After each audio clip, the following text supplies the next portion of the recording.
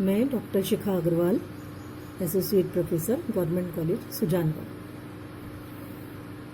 आज हम लोग यूएनओ को पढ़ेंगे। यूएनओ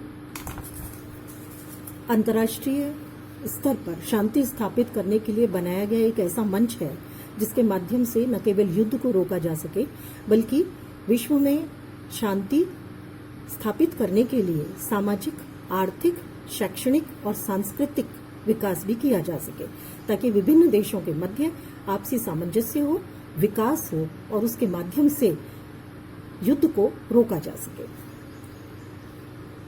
इसके इतिहास को अगर हम समझें तो अंतर्राष्ट्रीय शांति और सद्भाव बनाने के लिए एक मंच की आवश्यकता बहुत पहले से महसूस की गई थी। प्रथम विश्व युद्ध के बाद पेरिस के शांति सम्मेलन में 1919 में राष्ट्र संघ की स्थापना की गई और उसके पीछे भी विभिन्न विवादों को विश्व में शांतिपूर्ण तरीके से कैसे सुलझाया जाए, यही उद्देश्य रखा गया था। लेकिन राष्ट्र संघ असफल हो गया और द्वितीय विश्व युद्ध एक भयावहता के साथ सामने आया। इस भयावहता ने ये बात स्पष्ट कर दी कि विश्व समस्याओं को निपटाने के लिए और भविष्य में किसी भी विश्व युद्ध को रोकने के लिए एक ऐसे मंच की स्थापना की जाए जो राष्ट्र संघ से ज्यादा प्रभावशाली हो। अमेरिकी राष्ट्रपति रूजवेल्ट ये मानते थे, पहला, कि विश्व में खुलकर वाद विवाद और परामर्श हो, जिससे जो भी समस्याएं हैं उनका निदान हो सके, बजाय युद्ध के शांतिपूर्वक उन्हें हल किया जा सके। दूसरा, निरंतर बातचीत के माध्यम से, संवाद के माध्यम से मित्रता का वातावरण विभिन्न देशों के मध्य लाया जा सकता है, जिससे युद्ध को रोका जा सकता है। तीसरी बात जो मानी गई वो ये थी कि अंतर्राष्ट्रीय राजनीति के मंच पर अपनी प्रतिष्ठा को बनाए रखने के लिए कोई भी देश युद्ध करने से रुकेगा और अगर वो ऐसा करता भी है तो उसे विश्व आलोचना का शिकार होना पड़ेगा। तो ऐसी स्थिति में भी ऐसे मंच की आवश्यकता को महसूस किया जा रहा था। चौथी बात जो सामने आई वो थी आर्थिक, सामाजिक, सांस्कृतिक और शैक्षणिक गतिविधियां शामिल की जाएं इस मंच के अंतर्गत, जिससे आपसी तालमेल और निकटता स्थापित हो, एक दूसरे की मदद का वातावरण बने और उसके माध्यम से युद्ध के स्थान पर शांति और अमन विश्व में हो सके। इस उद्देश्य को लेकर के संयुक्त राष्ट्र संघ की स्थापना की गई। इसका जन्म कैसे हुआ? क्योंकि इतने बड़े संगठन को आसानी से नहीं बनाया जा सकता। विचारों का बहुत भेद था, भिन्नता थी बहुत ज्यादा विचारों में। राष्ट्रों की अपनी ईगोज थी, अपना प्रभुत्व स्थापित करने की प्रतिस्पर्धा थी। तो ऐसे में जब यूएनओ बनाने का विचार सामने आया, संयुक्त राष्ट्र संघ का विचार आता है, तो बहुत सारे चरणों से गुजरा और तब जाकर के 24 अक्टूबर 1945 को इसकी स्थापना हुई। तो हम इसके निर्माण के विभिन्न चरणों पर थोड़ा सा विचार करेंगे। द्वितीय विश्व युद्ध के बाद अटलांटिक चार्टर जो 14 अगस्त 1941 में हुआ था, उसमें महत्वपूर्ण निर्णय लिए गए। इसके अंतर्गत ब्रिटेन और अमेरिका ने यह स्पष्ट तौर पर कहा कि वो न तो युद्ध करेंगे, न किसी विस्तारवादी नीति को अपनाएंगे। ये एक बहुत बड़ा साइन था युद्ध को रोकने के लिए और एक शांति की तरफ कदम था बहुत बड़ा। दूसरा जो सम्मेलन हुआ इसमें वो था मास्को सम्मेलन। वो भी बहुत महत्वपूर्ण माना जाता है। डम्बल्डन ऑक्स सम्मेलन 2 अगस्त से 1 सितंबर 1944 में हुआ। इसमें अमेरिका, ब्रिटेन, सोवियत संघ और चीन के प्रतिनिधि शामिल हुए और इन्होंने एक अंतर्राष्ट्रीय संगठन की रूपरेखा तैयार की। लेकिन किसी निश्चित निष्कर्ष पर ये लोग नहीं पहुंच सके और इसलिए ये कहा गया कि 25 अप्रैल 1945 को सेंट फ्रांसिस्को में एक संयुक्त राष्ट्रों का सम्मेलन बुलाया जाए जो डम्बल्डन ऑक्स सम्मेलन के विचार विमर्श और प्रस्तावों के आधार पर संयुक्त राष्ट्र संघ के संविधान का निर्माण करे। तो इस तरह से धीरे धीरे चरणबद्ध तरीके से इस संगठन की योजना आगे बढ़ने लगी। 4 फरवरी से 11 फरवरी 1945 तक ब्लैक सागर में क्रीमिया द्वीप के ऊपर याल्टा नामक जगह पर एक सम्मेलन हुआ जिसमें अमेरिकी राष्ट्रपति रूजवेल्ट, ब्रिटिश प्रधानमंत्री चर्चिल और सोवियत प्रधानमंत्री स्टालिन ने भाग लिया।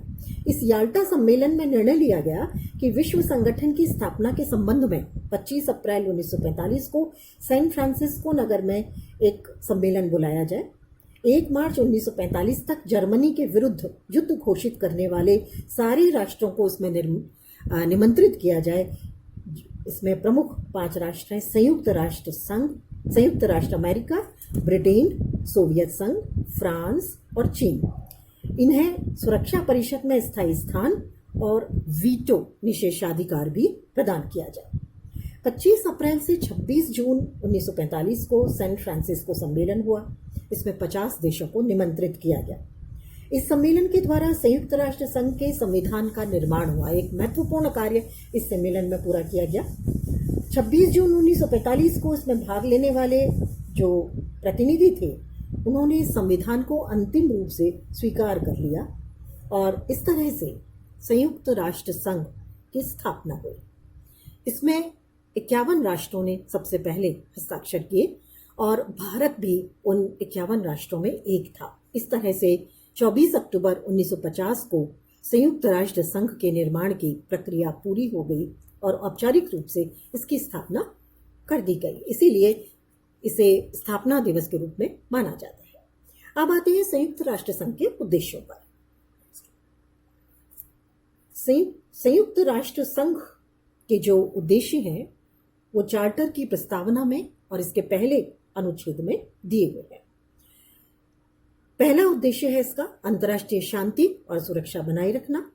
दूसरा उद्देश्य है समान अधिकार और आत्मनिर्णय के सिद्धांत के लिए आदर की भावना के आधार पर विभिन्न राष्ट्रों के बीच मित्रतापूर्ण भावना को मजबूत बनाना।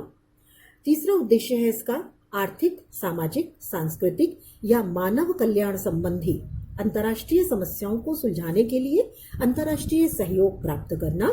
और चौथा उद्देश्य इसका रखा गया इन सामान्य उद्देश्यों की पूर्ति के लिए विभिन्न राष्ट्रों द्वारा किए गए कार्यों में समन्वय स्थापित करने के लिए एक केंद्रीय संगठन के रूप में कार्य करना। तो कुल मिलाकर के जहां ये अंतर्राष्ट्रीय स्तर पर शांति और सुरक्षा बनाने के लिए बनाया गया एक संगठन है, वहीं पर इसने ये भी स्पष्ट कर दिया ये प्रत्येक राष्ट्र के आत्मनिर्णय के सिद्धांत को महत्व देगा, सम्मान करेगा, आर्थिक, सामाजिक, सांस्कृतिक और शैक्षणिक स्तर पर विभिन्न देशों को सहायता देगा, उनके विकास को आगे बढ़ाएगा और इन सब कार्यों को पूरा करने के लिए एक केंद्रीय संगठन के रूप में कार्य करेगा। अब आते हैं इसके सिद्धांतों पर।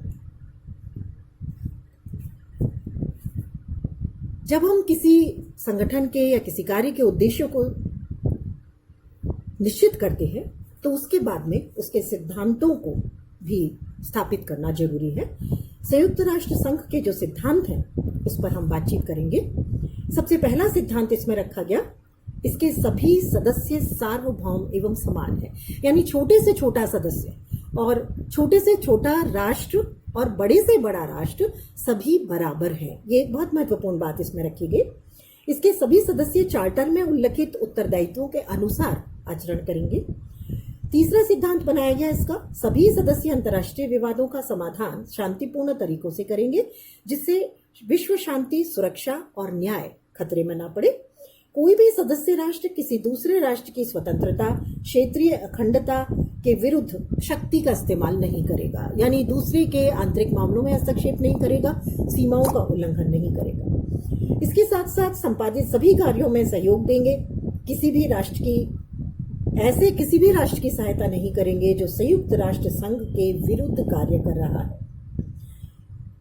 अगला सिद्धांत रखा गया, संयुक्त राष्ट्र संघ ये देखेगा कि गैर सदस्य देश भी ऐसा कोई काम ना करे जिससे विश्व शांति और सुरक्षा खतरे में पड़ जाए।